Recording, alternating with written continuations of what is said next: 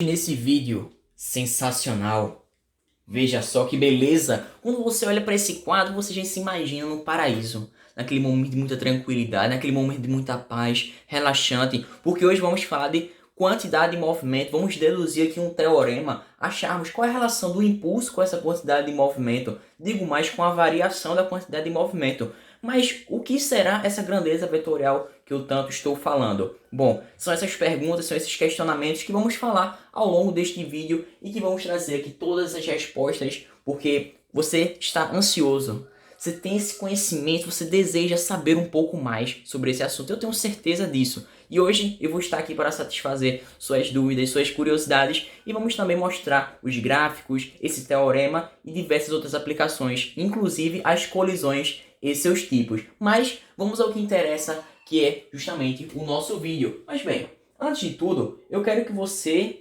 se gostar desse vídeo, deixe seu like, não se esqueça de se inscrever no canal. Meu nome é Carlos e eu estou aqui para te ajudar e quero a sua presença, porque sem você eu não consigo fazer tudo isso. Eu só consigo com a sua ajuda, com a sua participação. Então vamos nessa, vamos atacar todas essas questões. Vamos lá. Bom, a gente pode interpretar, primeiramente, antes de tudo, que um corpo, por exemplo, ele tem a sua velocidade, certo? Ele tem a sua velocidade, ele vai se deslocar uma certa quilometragem, uma certa quantidade de metros, e se a gente pode perceber também por existir uma relação dessas velocidades, mas também esse mesmo corpo tem massa. Bom, se ele tem massa, tem velocidade, a gente pode deduzir uma quantidade de movimento. E essa é uma nova grandeza vetorial. Por que eu digo vetorial? Porque temos que considerar o módulo, sentido e também a direção pelo qual ela vai apontar. Então preste sempre atenção nisso. Ou seja, essa relação de massa vezes a velocidade dele nos dá a quantidade de movimento que aquele corpo tem em um determinado momento. Mas bem, podemos também interpretar que existe um impulso. Por exemplo, se eu tenho uma bolinha, eu jogo essa bolinha para cima e logo em seguida bato com uma raquete. Bem, o tempo que aquela força foi aplicada existiu. Ou seja, é uma força aplicada em um certo intervalo de tempo. Porque se a gente for perceber ali em milímetros de segundos, pequenos segundos ali, muito pequenos, a gente pode perceber que justamente existiu um certo mínimo intervalo de tempo em que aquela força foi aplicada. Mas bem, você me pergunta, essa relação de força aplicada num certo intervalo de tempo nos leva ao impulso. Ou seja, impulso relaciona um módulo de uma força com o tempo. Lembrando que tem que estar no Sistema Internacional de Medidas, tá? Não vai deixar em outras unidades. É Newton e segundo. Por isso, o nosso impulso sai em newtons por segundo, beleza? Então, preste atenção nessa coisinha. Bem, e a gente sabe também que pela segunda lei de Newton, ou seja, força resultante é igual a massa vezes aceleração, podemos incluir uma resultante no sistema.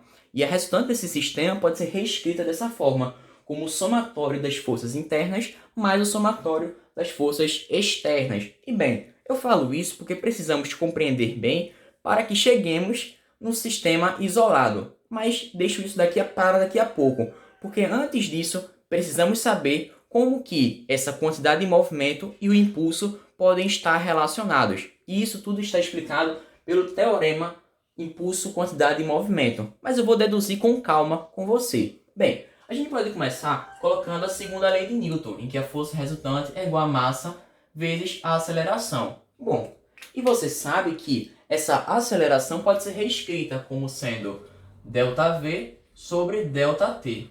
Então agora fica simples, né? Basta substituir aqui, onde tem A, por ΔV sobre ΔT. Beleza, perfeito. Ou seja, força resultante é igual a massa vezes ΔV dividido pelo ΔT. Perfeito, perfeito, zero defeitos, sem nenhum problema. E agora, quando eu vejo ΔV, eu logo lembro variação de velocidade, ou seja, velocidade final menos velocidade, esqueci do menos velocidade inicial. Pronto, aqui está o nosso ΔV, beleza? E agora fica simples. Novamente eu venho e substituo aqui, onde tem ΔV, coloco o V final menos o V inicial. E agora é só ser feliz, vamos sendo felizes aqui, Força resultante é igual ao quê? A massa vezes velocidade final menos velocidade inicial, tudo dividido pelo tempo. E agora é bem simples, né? Agora fica bem muito tranquilo, porque eu posso passar esse tempo multiplicando, já que ele está dividindo. Ou seja, força vezes o intervalo de tempo corresponde à variação da quantidade de movimento. Aí eu te pergunto, por que eu coloquei quantidade de movimento?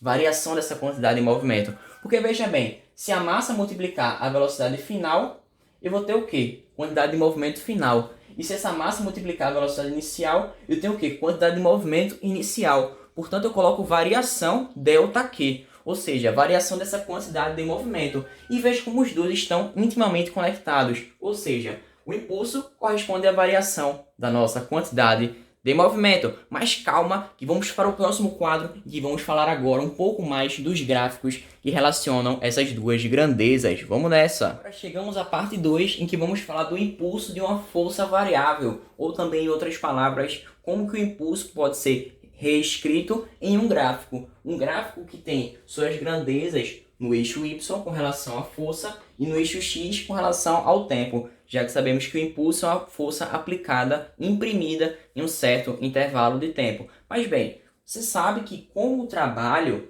que é força vezes deslocamento, também podemos reescrever em gráficos. E você se lembra que a área do gráfico corresponde, justamente nesse caso do impulso, ao valor do impulso. Ou seja, podemos pegar simplesmente as áreas. E você pode se lembrar do vídeo de trabalho, né, e energia, em que a gente também pega as áreas. Ou seja, a área do gráfico é muito importante. Sempre olhe os eixos, né? Ou seja, força e tempo nos indica o quê? O impulso, tá bom? Vai indicar justamente o impulso. Se fosse força, deslocamento, nos daria o trabalho. Mas bem, aí você sabe que existe uma área do gráfico que está acima do eixo X e uma área do gráfico que está abaixo do eixo X. Portanto, eu posso pegar uma subtração dessas duas áreas, considerando o sentido dessa força resultante. Ou seja, eu posso pegar a área 1 e subtrair da área 2, já que esse aqui está, ó, negativo, tá? Nessa parte de baixo. Coloque sempre o sinal negativo com relação ao que está abaixo do eixo X, beleza? Então, portanto, o que você pode interpretar? Que a subtração entre a área 1 e a área 2 corresponde ao impulso total. Ou seja, podemos achar o impulso de uma maneira simples, quando a questão tiver um gráfico, isso é muito recorrente. Então se liga nos eixos, o que cada grandeza está relacionada. E bem, mas, sobretudo, temos que falar do nosso segundo tópico, que é justamente um sistema isolado. Bom, você sabe que em um sistema pode existir forças internas e forças internas e externas. Bom, então, peço que você preste bastante atenção nisso, pois quando a gente considera que o impulso das forças internas e das forças externas corresponde ao vetor nulo, ao vetor zero, então eu posso dizer que a quantidade de movimento se conserva. Perfeito, a quantidade de movimento se conserva. Só que eu quero trazer também uma observação que, quando eu digo sistema isolado, é diferente de sistema conservativo. Sistema isolado eu considero o impulso das forças externas e das internas como sendo vetor zero. E um sistema conservativo diz respeito quando o trabalho das forças não conservativas, ou seja, atrito, resistência do ar, por exemplo, é nulo. Ou seja, a gente desconhece essas forças, não coloca no cálculo, beleza? Então, o que a gente pode dizer? Se a variação da quantidade de movimento corresponde a zero, então, simplesmente, a quantidade de movimento inicial é igual à quantidade de movimento final. Lembrando que eu estou colocando aqui uma representação vetorial, tá? Um vetor acima é vetor acima, beleza? Então, a gente pode, nos nossos cálculos, conservar essa quantidade de movimento quando dizemos que o sistema é isolado. Ou seja, impulso das forças internas e externas, vetor nulo, beleza? Então, em casos também, pode existir colisões. Por exemplo, existem colisões elásticas, inelásticas, parcialmente elásticas e assim por diante. E em cada um desses tipos de colisão tem a sua respectiva característica, seu respectivo nuance que a gente tem que saber e vai ser o tema do próximo quadro. Mas antes de tudo eu quero que você entenda o que é uma colisão. Ou seja, é quando aquele choque que é muito rápido e ali existe uma troca de energia e também transferência do momento linear. Ou seja, o que é momento linear? Quantidade de movimento, é só um nome diferente, tá? Além disso, existe uma interação de grande intensidade e essas magnitudes, ou seja, as grandezas, variam durante todo aquele impacto. Mas bem, você quer saber um pouco mais desses tipos de colisões? Você vai saber agora, porque que eu vou colocar agora mesmo quais são esses tipos. Então, vamos adiante. Vamos à nossa segunda parte, em que vamos falar dos tipos de colisões, e também chamados de choques. Temos o choque elástico, inelástico totalmente ou parcialmente elástico. Bom, vamos à denominação de cada um deles e as suas características. Lembrando, pelo amor de Deus, a quantidade de movimento se conserva. Agora, a energia se conservar ou não é outra história. Beleza? A gente vai ver aqui que cada um desses tipos de colisão nos vai dar uma característica diferenciada. Por exemplo, se a gente pegar um choque elástico, vamos ver que a energia se conserva, ou seja, a energia inicial é igual à energia mecânica final. Bom, e dessa forma, a gente percebe que não há dissipações energéticas, beleza? Não existem essas perdas por forma de calor, por som, por exemplo, e dessa forma ela se conserva. Bom, no segundo caso, temos um choque parcialmente elástico. Nesse choque parcialmente elástico, existe uma certa perda de energia. Por exemplo, num choque entre carros, a gente sabe que sai barulho, sai som, portanto se dissipou energia. Dessa forma, a energia mecânica inicial é diferente da energia mecânica final. Aí você me pergunta, como que a gente pode fazer um certo comparativo entre elas? Por exemplo, a energia inicial é maior que a final. Bom, como você pode perceber aqui pelo sinalzinho, beleza? E dessa forma, a gente pode perceber que, nos maior parte dos casos, existe uma perda de energia, tá? Eu adianto logo que são poucos casos, são a menor parte das questões que nos levam a considerar um choque elástico. Normalmente, ou elas pedem um choque totalmente inelástico ou um choque parcialmente elástico. Mas bem, vamos para o próximo tipo de choque, que ele não é muito difícil, beleza? É bem tranquilo também. É quando ele é totalmente inelástico, ou seja, quando temos uma dissipação máxima de energia, ou seja, aquele choque bem violento, sabe? Por exemplo, quando tem dois corpos e depois de uma colisão, eles seguem um incrustado ao outro, ou seja, um coladinho do outro, um grudado no outro, beleza? E dessa forma, a gente pode ter um choque totalmente inelástico, em que existe a dissipação máxima da energia cinética, beleza? E agora, bom, você deve ter visto muitos E's aqui, E igual a 1, E igual a 0, E no intervalo de 0 até 1. Bom, isso diz respeito ao coeficiente de restituição, ou seja, o quanto que vai ser restituído após aquela colisão. Ou seja, ele compara o antes e o depois de uma colisão com relação às velocidades daqueles corpos, que eu posso denominar de corpo A e de corpo B. Por exemplo, não entendi bem. Bom, o coeficiente de restituição nos mostra a razão da velocidade relativa. Lembra que a velocidade relativa de afastamento dividido pela velocidade relativa de aproximação. Portanto, a gente precisa relacionar o quanto que vai ser restituído de uma colisão. Mas isso fica muito melhor para se fazer na prática, né? Porque eu estou só mostrando a teoria como que, de fato, esse assunto se comporta. Mas na prática mesmo que você vai entender perfeitamente. E dessa forma, veja que existe uma certa variação dessa velocidade. Bom, e o coeficiente de restituição pode apresentar diversos valores. Entre esses valores, podemos ter 1, 0 ou até entre 0 e 1. Por exemplo, no caso em que o choque é elástico, o coeficiente de restituição é igual a 1.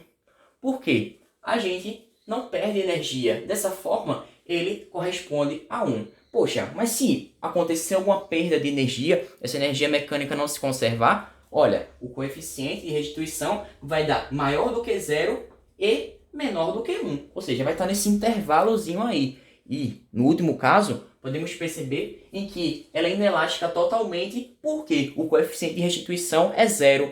Justamente por conta que eles saem um junto ao outro, beleza? Um junto ao outro. Então você tem que prestar atenção muito nisso. Ou seja, na real não existe uma velocidade relativa de afastamento, sabe?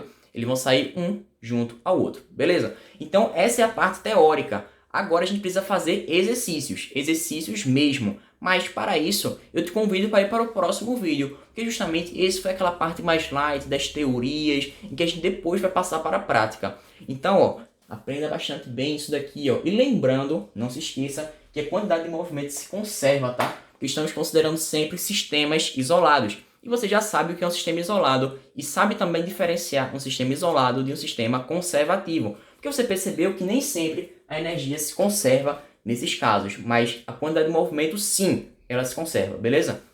Então, eu te agradeço pela tua participação, por mais um vídeo que eu posso ter a tua presença. Então, se gostou, deixa seu like. Não se esqueça de se inscrever, isso dá uma ajuda bastante pra gente. Então, eu te convido para ir para o próximo, que vai ser só exercícios. Somente exercícios a respeito de quantidade de movimento, impulso e também colisões. Então, vamos nessa.